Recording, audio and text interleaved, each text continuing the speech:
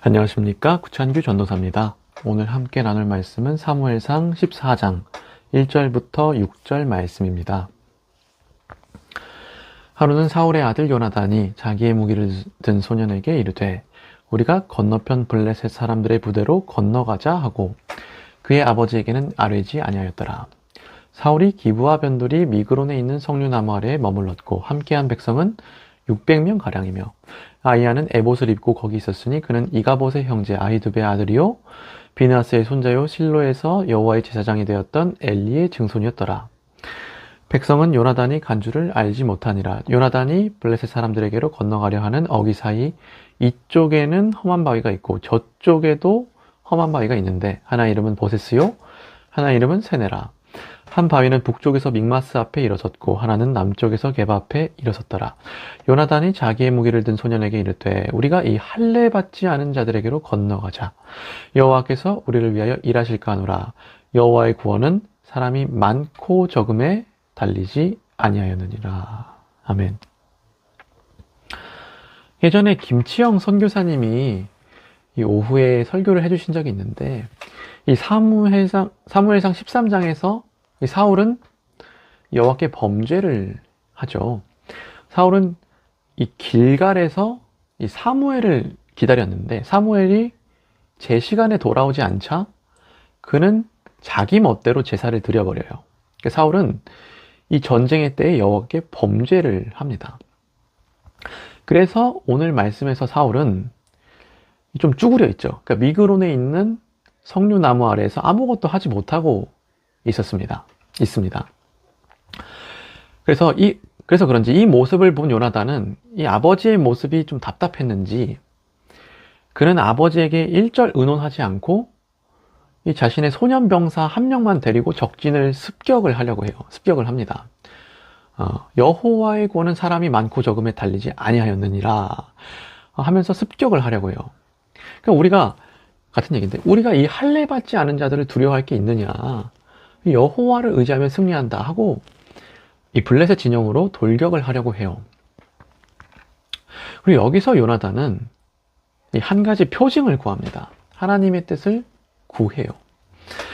요나단은 블레셋 진영으로 올라갈 때 만약 블레셋 군인들이 자신들을 보고 이리로 올라오라 하고 말을 하면은 그것을 하나님의 표징, 하나님이 나를 도우시겠다는 표징으로 여기겠다 하고 말을 합니다. 그러니까 하나님의 뜻을 구한 거예요.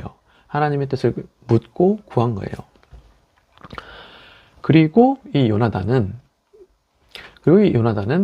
이제 블레셋 진영의 바위를 이렇게 오르는데요.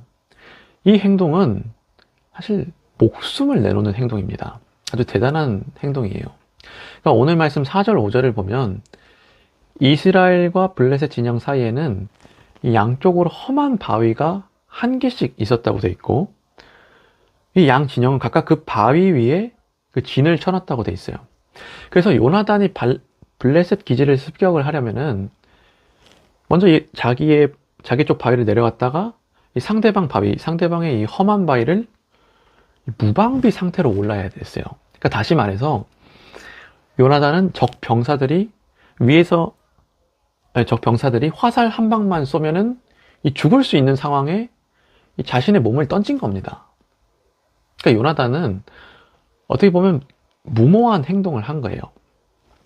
그러나 요나단은 하나님께서 자기와 함께 하심을 믿고 이 바위를 오른 것입니다. 그러니까 요나단에게는 이 행하는 믿음이 있었던 거예요.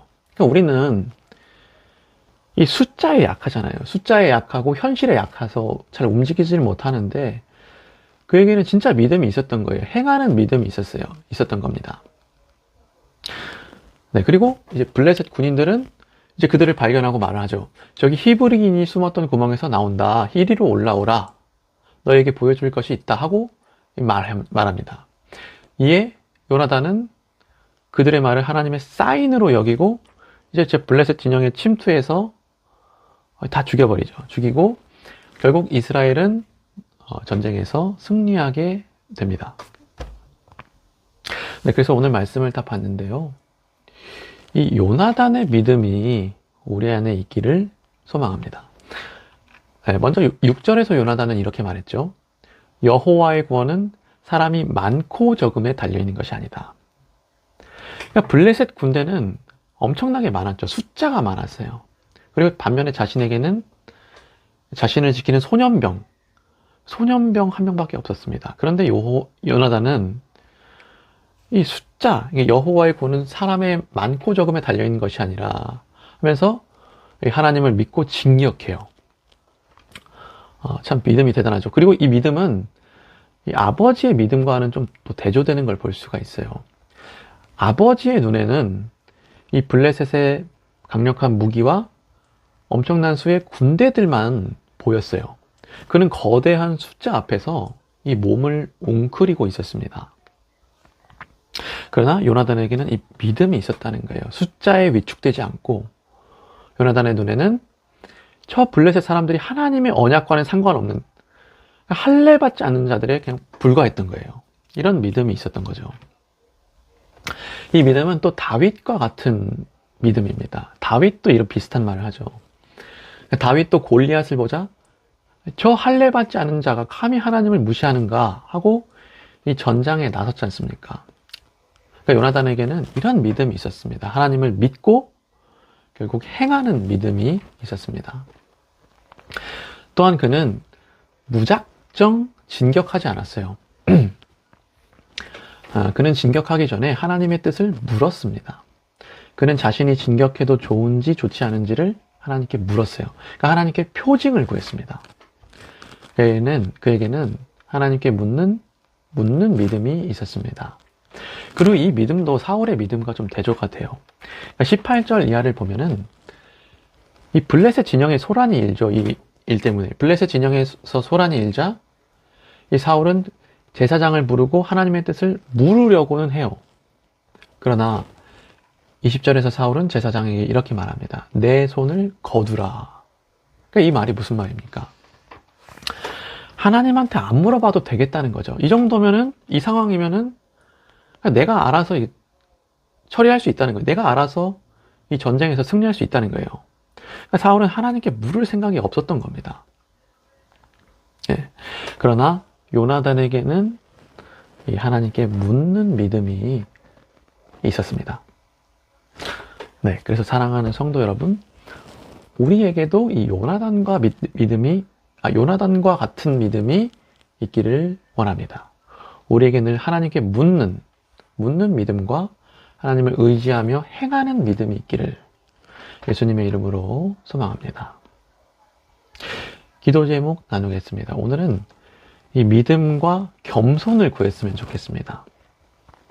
하나님을 믿는 믿음, 나를 내던질 수 있는 믿음을 달라고, 또한 하나님께 늘 물을 수 있도록 이 겸손함을 달라고, 이 겸손함을 달라고도 기도했으면 좋겠습니다.